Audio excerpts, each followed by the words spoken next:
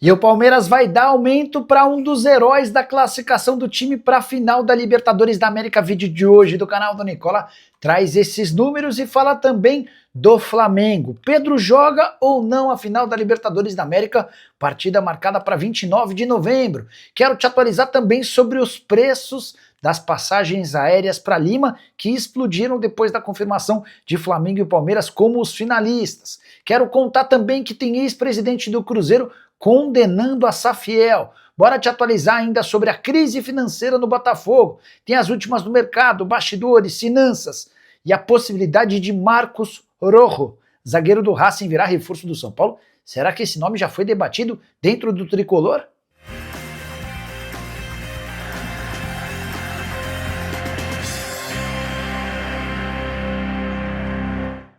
Fala aí pessoal, sou Jorge Nicola, bem-vindos a mais um vídeo do canal. Sempre bom ter vocês por aqui, sem perder tempo. Pedir para deixar like, se inscrever no canal e ativar as notificações. Antes das notícias, um convite.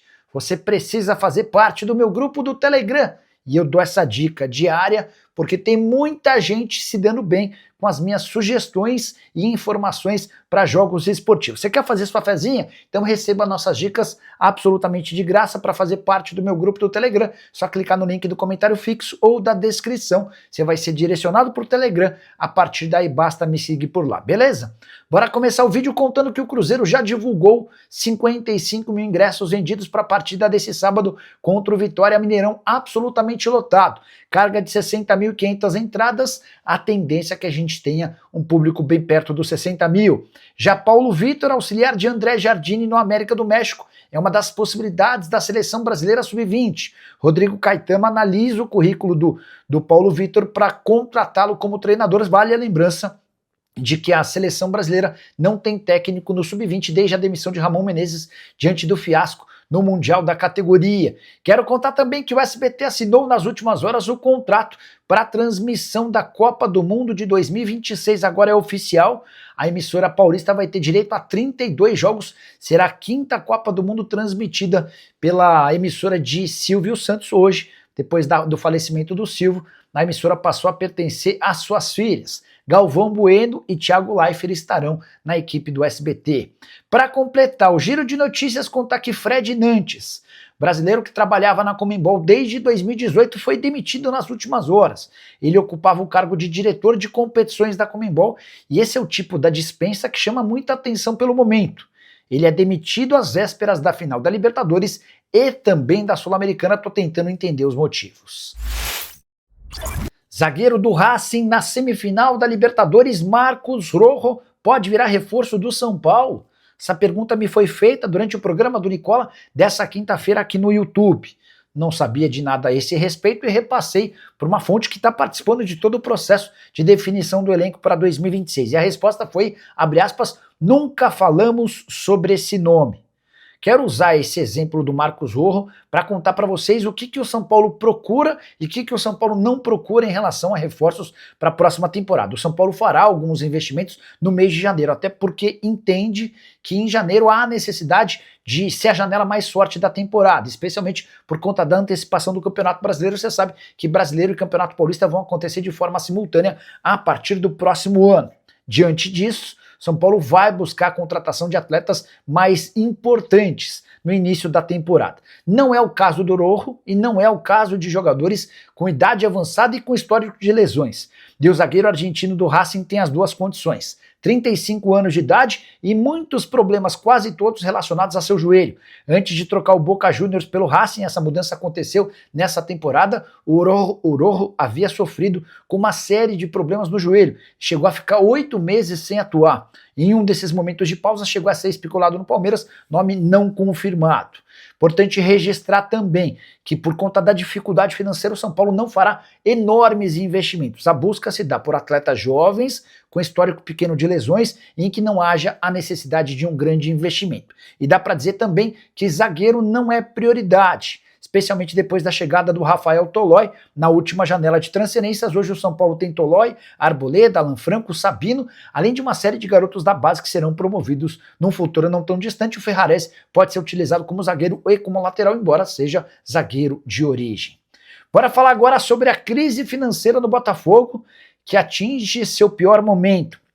O prazo para quitação de prêmios atrasados referentes à Copa do Mundo de Clubes venceu nessa quinta-feira e não houve o pagamento. Pior, ninguém da SAF do Botafogo procurou os atletas para justificar a dificuldade financeira e mais um atraso. Vale a lembrança de que já haviam combinado, esse combinado foi ignorado, jogadores protestaram, os dirigentes programaram uma série de pagamentos se iniciando nessa quinta-feira, o que não aconteceu. O que a gente sabe é que o Botafogo, desde os problemas de Textor com o Grupo Eagle, deixou de colocar dinheiro no clube. E diante desse cenário, a coisa começa a ficar cada vez mais drástica. O Botafogo já havia tido problemas com o pagamento de luvas, o prêmio pela assinatura de contratos de jogadores. Venho contando para vocês há meses que o Botafogo não paga comissões a empresários.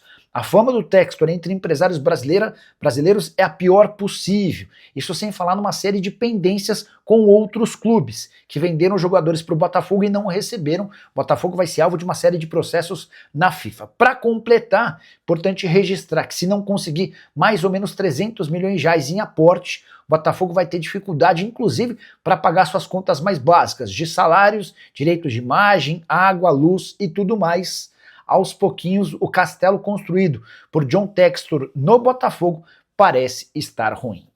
Bora falar agora sobre a SAFiel, aquela ideia de torcedores do Corinthians de montar uma SAF. Importante contar que um ex-presidente do Cruzeiro, Sérgio Santos Rodrigues, detonou a ideia.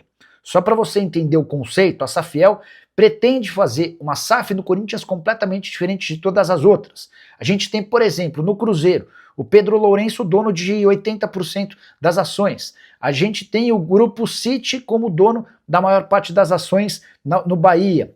O mesmo vale para, por exemplo, Rafael e Rubens Menino no Atlético. Enfim, as SAFs no Brasil quase todas têm um dono que colocou bastante dinheiro, se tornou sócio majoritário e é quem decide. No caso do Corinthians, até por conta de uma máxima que existe de que o Corinthians não pode ter dono porque o seu dono é o torcedor, esses representantes da SAFiel criaram a ideia de construir uma sociedade anônima do futebol no Corinthians em que ninguém poderia ter mais do que 1,8% das ações. Então a ideia é juntar 100 mil, 200 mil, 300 mil, o máximo de torcedores do Corinthians possíveis, colocando dinheiro em troca de ações. Mas, repito, eles não poderiam ter mais do que 1,8% dessas ações. A estimativa é de que seriam arrecadados até 2 bilhões e meio de reais com a venda das ações de forma pulverizada.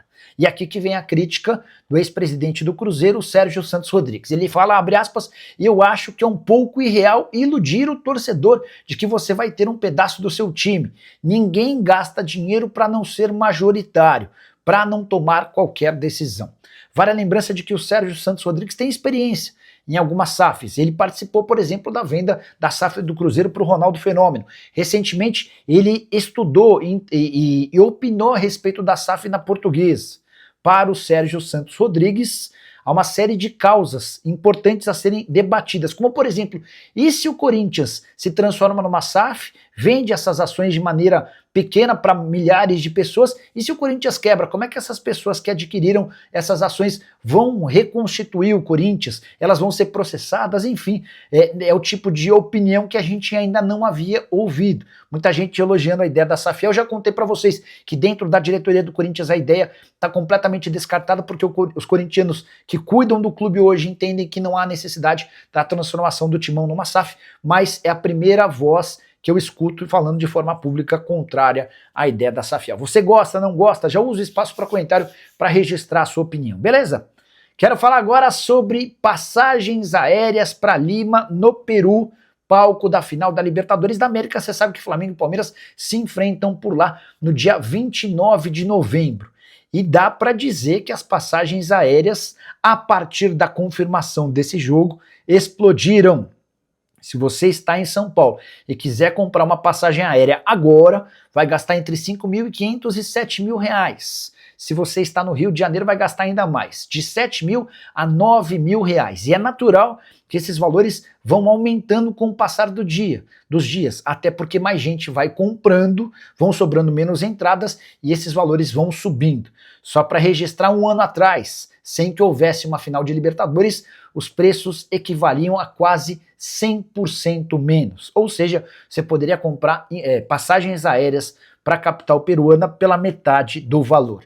Importante registrar que quem for à capital peruana ainda vai ter gastos com hospedagem, alimentação e também com os ingressos. Só para completar, o presidente da CBF, o Samir Schaudt, com a confirmação de 2 brasileiros na decisão, chegou a afirmar que vai batalhar para que a final aconteça no Brasil. A Conmebol segue batendo na tecla de que não há nenhuma possibilidade de mudança do palco do jogo.